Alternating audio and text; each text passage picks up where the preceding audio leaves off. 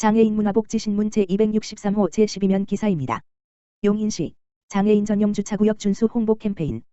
용인시는 지난 10일 경전철 내부와 용인중앙시장 일대에서 장애인 전용 주차구역 준수 캠페인을 펼쳤다고 밝혔다. 장애인 전용 주차구역 불법 주차에 대한 시민들의 경각심을 고취하고 올바른 인식을 갖도록 돕기 위해서다.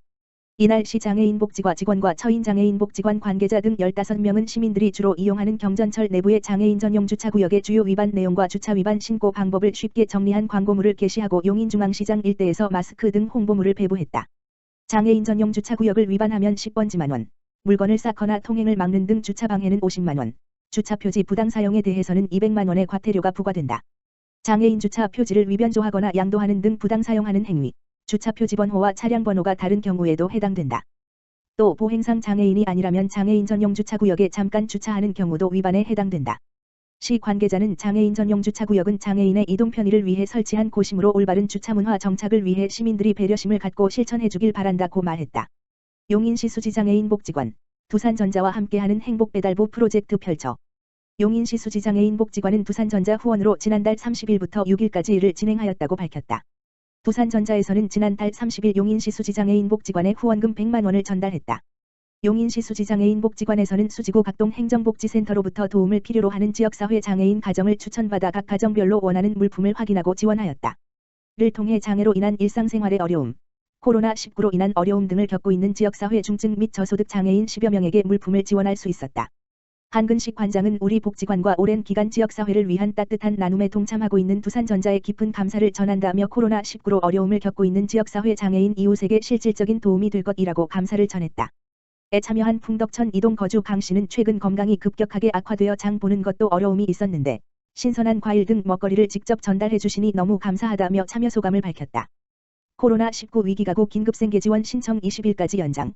용인시는 기존 복지제도나 코로나19 피해 지원 등의 혜택을 받지 못한 저소득 위기가구에 지급하는 긴급생계지원금 신청 기한을 오는 20일까지 연장한다고 밝혔다. 취약계층을 적극적으로 발굴하고 코로나19 지원 사각지대를 해소하기 위해 지난 6일 한 차 연장에 이어 2차로 신청 기간을 연장한 것이다. 더불어 대상을 확대하기 위해 위기 사유 유형과 신청 절차도 간소화했다. 신청 자격은 코로나19로 소득이 감소한 기준 중위소득 75% 이하 재산 3.5억 원 이하 가구다. 일용직 근로자나 사업자 등 객관적 소득 자료 제출이 어려운 경우 소득 감소 신고서 등도 증빙 자료로 인정받을 수 있다. 신청을 원하는 사람은 주소지 관할 읍면동 주민센터를 방문하면 된다. 세대주를 비롯한 가구원, 대리인 신청도 가능하다. 지원 금액은 1인 가구 40만 원, 2인 가구 60만 원, 3인 가구 80만 원, 4인 가구 이상은 100만 원이다. 기준 부합 여부와 다른 지원 수급 여부 등을 조사해 12월 중 신청 계좌로 현금 지급한다. 시 관계자는 아직까지 신청을 하지 못한 대상 가구에선 적극적으로 신청을 해주길 바란다고 말했다.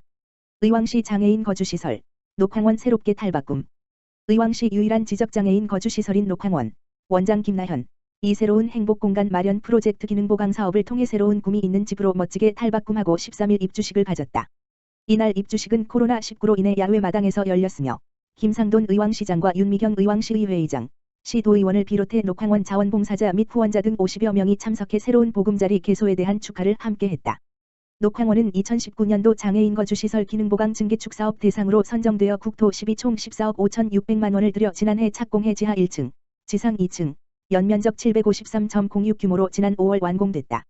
입소식에 참석한 김상돈 의왕시장은 녹황원 식구들의 새 보금자리인 드림하우스 입주식에 함께하게 되어 무척 기쁘게 생각한다면서 그동안 녹황원 건물이 노후되어 각종 안전사고 위험에 노출되어 있어 우려가 컸는데 국비와 도비를 지원받아 이렇게 멋진 보금자리를 만드신 녹황원 관계자들의 노고에 박수를 보내며 새로운 보금자리 입주로 장애인분들이 더욱 건강하고 행복한 삶을 누리기를 바란다고 말했다. 한편 녹황원은 1990년 개인시설로 개소하여 1997년부터 대한불교조 개종 청계사가 운영관리해오고 있는 장애인 거주시설로 지난 2014년 9월 대한불교조 개종 사회복지재단 장애인 거주시설로 신고되어 현재까지 운영되고 있는 시설이다. 의왕시 치매안심마을 대상 환경개선 사업 실시. 의왕시 치매안심센터는 치매안심마을로 지정된 부곡동 소재 효성청솔아파트 내 개동에 총 13개의 출입구 안전바를 설치한다. 그동안 보건소에서는 치매안심마을 사업으로 치매 환자들이 편안하게 지낼 수 있는 개선사항을 사전 조사하였고 효성청솔아파트 출입구의 안전바 설치를 확정하여 시설물 설치 작업을 진행했다. 지난 2일부터 시작된 치매 환경 개선 사업은 안전바 설치 교육을 받은 까치집 자원봉사단의 재능 기부 활동으로 이루어지고 있으며 이달 중 설치가 마무리될 예정이다. 김영철 가치집봉사단 회장은 재능 기부를 통해 작게나마 주변의 이웃에게 도움을 줄 수 있게 되어 기쁘다며 소감을 전했다.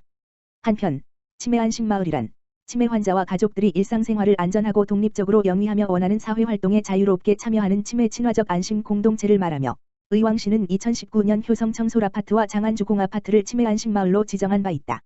김재복 치매안심센터장은 지역사회 치매 극복을 위한 공동협력 방안을 모색하고 치매 사각지대 발굴을 통해 안심마을 내 치매 환자가 안심하고 생활할 수 있는 사회적 분위기 조성을 목표로 노력하겠다고 말했다.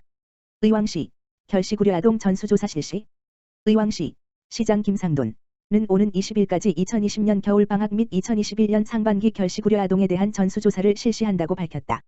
이번 결시구려아동 전수조사는 2020년 여름방학 및 하반기 급식 지원아동과 새롭게 지원을 필요로 하는 결시구려아동, 동주민센터에 등록된 결시구려 아동 등을 대상으로 조사가 실시된다. 18세 미만의 취학 및 미취학 아동 중 국민기초생활보장법, 한부모가족지원법, 긴급복지지원법 등의 수급가구 아동과 국민기초생활보장법에 따른 소득인정액이 중위소득 52% 이하인 가구 아동 등이 대상이다. 시는 이번에 조사된 아동을 대상으로 다음 달 아동급식심의위원회를 개최하여 지원 대상 아동을 결정하고 2020년 겨울방학 및 2021년 상반기까지 평일 및 토 공휴일 석식과 토 공휴일 중식을 지원할 계획이다.